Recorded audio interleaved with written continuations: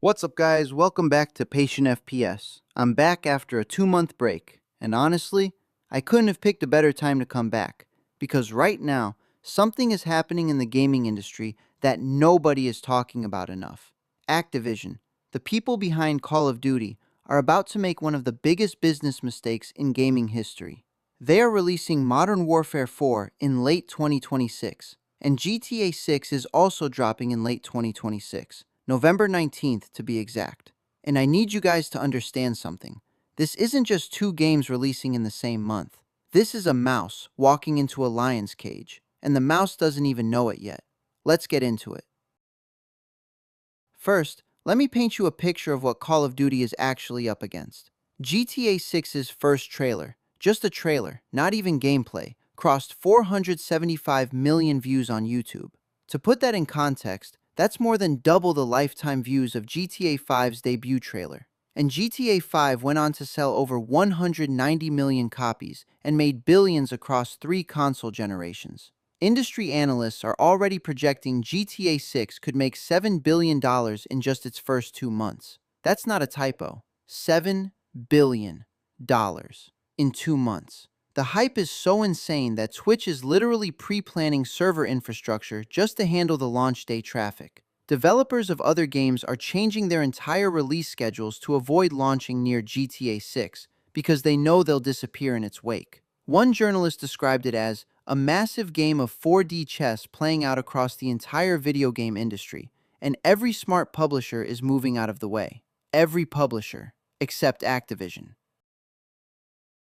Now here's the part that makes this even worse for COD. They're not going into this fight from a position of strength. They're going in already wounded.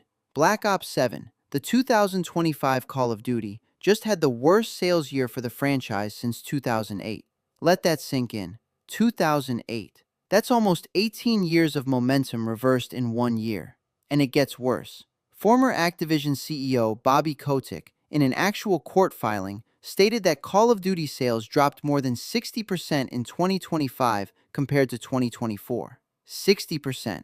That's not a dip. That's a free fall. The fan base is exhausted. They're tired of getting the same game with a new skin every year. People were literally saying online, just skip 2026 entirely. Don't even release a game. That's how burnt out the community is. So you've got a franchise that's already on life support, and they're about to go head-to-head with the biggest game in the history of gaming. Okay, so let's talk about what Modern Warfare 4 actually is, because the leaks are out there, and honestly, they don't inspire confidence. According to trusted COD leaker The Ghost of Hope, MW4 is being developed by Infinity Ward and is reportedly titled Modern Warfare SA, where SA is the Korean symbol for the number 4.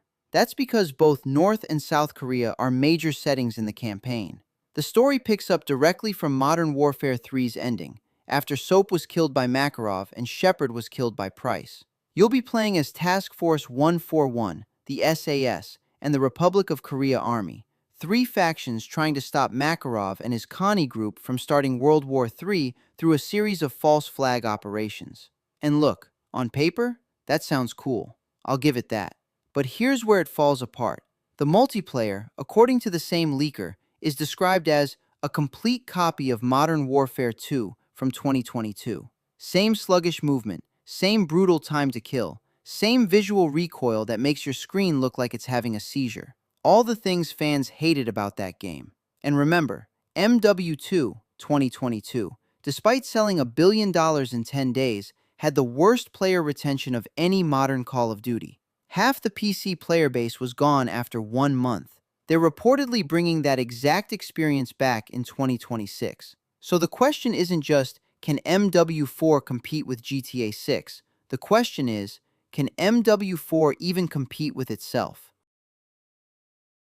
Alright, now here's my honest opinion, and some speculation because this is the fun part. I think Activision has 2 options going into 2026, and they're both bad. Option 1. They release MW4 in October or November 2026 as planned. GTA 6 drops November 19th. The entire gaming world shifts to Vice City. MW4 gets buried. The reviews come out, the multiplayer is MW2 again, and half the remaining fanbase logs off. Sales continue to drop. Warzone is on life support. It could be the beginning of the end of annual Call of Duty as we know it. Option 2, and this is my speculation, Activision blinks. They push MW4 to early 2027 to avoid the GTA 6 window entirely. Microsoft might actually force this decision because they can't afford another 60% sales drop, especially after paying $69 billion to acquire Activision. If that happens, 2026 becomes the first year in over 2 decades with no new Call of Duty. And honestly, that might be what the franchise actually needs. Here's what I hope happens. They use the extra time, completely rebuild the multiplayer from scratch,